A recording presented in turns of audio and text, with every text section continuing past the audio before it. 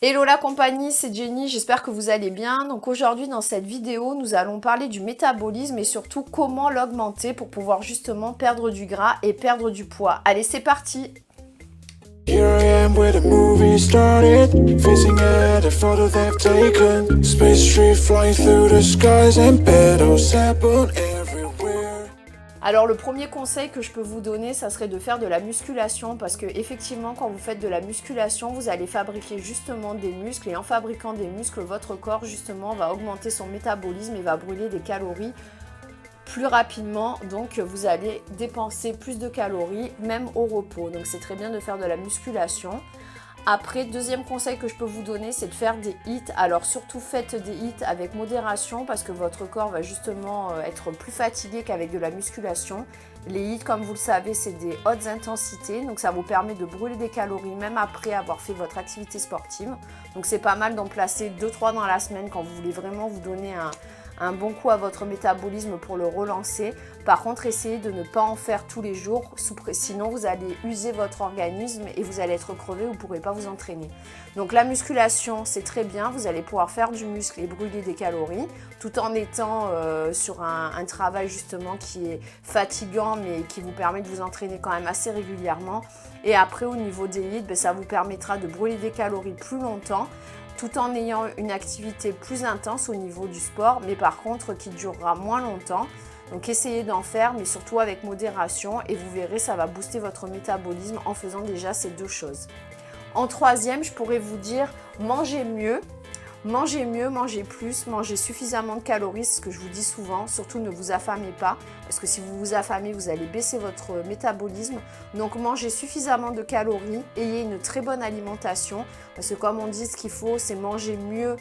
Mangez plus, mais mangez mieux. Surtout, ayez une alimentation pro-métabolique. Donc si ça vous intéresse d'en parler, on verra ça peut-être dans une autre vidéo. Mais c'est-à-dire que si vous mangez des gâteaux, des McDo, évidemment, vous n'aurez pas forcément les résultats que vous voulez. Et vous n'allez pas justement augmenter votre métabolisme, vous allez surtout le diminuer et vous allez avoir un métabolisme de merde, si je peux dire.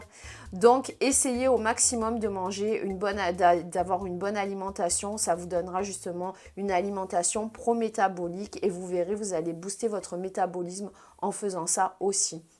Ensuite, ce que je peux vous dire, c'est de manger plus de protéines. Alors effectivement, les protéines, en intégrant plus dans votre alimentation, comme je vous avais dit, regardez ma vidéo concernant les macros pour savoir comment les calculer, mais je vous dirais de consommer au moins minimum 1 gramme par kilo de poids, donc c'est-à-dire que si vous pesez 60 kg, vous aurez besoin de 60 grammes de protéines dans votre alimentation.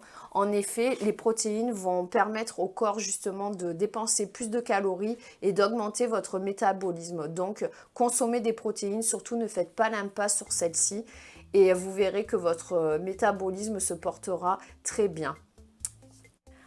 Aussi, essayez de faire des NEAT, comme je vous avais dit dans la dernière vidéo aussi, si vous voulez regarder, mais c'est le non-exercise activity thermogenesis, donc c'est-à-dire c'est tout ce qui concerne en fait vos activités physiques mais qui ne sont pas sportives. Je m'explique. Par exemple, vous allez faire du ménage, ça fait partie des NEAT. Vous allez vous lever dans la journée quand vous êtes à votre bureau, ça fera partie des NEAT. En fait, tout ce que vous allez faire en plus de votre journée va vous permettre justement d'augmenter le nombre de calories dépensées. Vous allez justement augmenter votre métabolisme et donc ça c'est très bien d'en intégrer dans votre journée.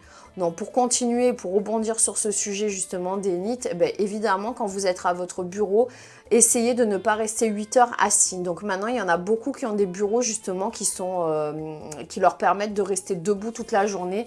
Donc c'est vrai qu'après je vous dis pas de rester peut-être toute la journée debout, mais quand vous allez rester 2 heures assis ou 2 heures debout, vous n'allez pas consommer le même nombre de calories. Donc c'est très bien d'intégrer ce genre de choses dans votre journée pour pouvoir augmenter encore une fois votre métabolisme et pour pouvoir dépenser plus de calories.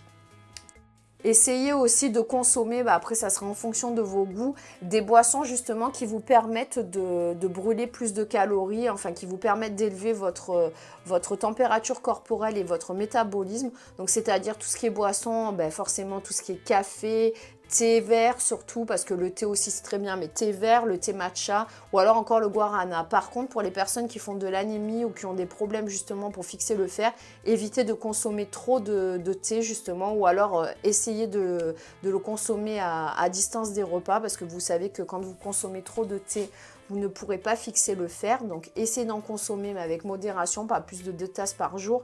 Mais pour les autres, c'est vrai qu'après tout ce qui est thé vert, c'est très bon pour justement aider votre organisme à brûler des calories, à augmenter votre métabolisme. Donc intégrez ce genre de boisson en plus de vos entraînements et de tout ce que je vous ai dit avant pour augmenter, stimuler votre métabolisme de base. Et après, la clé, mais je crois que c'est la clé dans tout pour être en bonne santé surtout, et justement pour avoir un bon métabolisme, c'est de dormir plus, de dormir mieux, sachant qu'il vous faudra au moins entre 7 à 9 heures de sommeil en fonction des personnes.